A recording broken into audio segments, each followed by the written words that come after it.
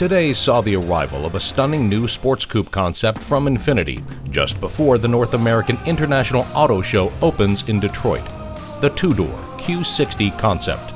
This, I can say, is around 90%. Many of the things, the front view, the very strong shoulder, the way the sculpted artistry of the body, this is very close to the production.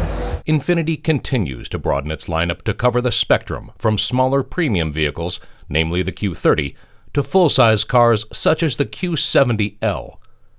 The Q60 concept reflects Infiniti's intention to strengthen its offerings in the mid-size segment. A car like this needs to look like you want to drive it and that it will respond to you.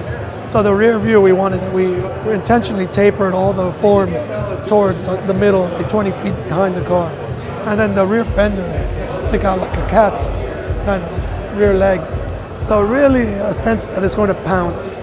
We want to celebrate that the person who drives, they're very ambitious, they want to constantly improve. So also we want the Infiniti to be a better you.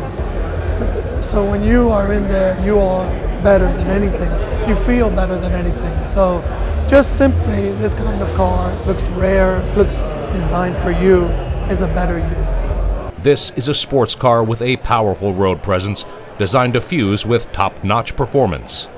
There's a little bit of naughtiness, a little bit of twinge of, I won't say evil, but nefariousness in this car. We're going to have some really powerful, high-performance engines in this car. Then you just need to look inside it, and you know that this has been designed for a driver. In North America, sales for Infiniti are growing. The brand has made particular strides in Canada and Mexico.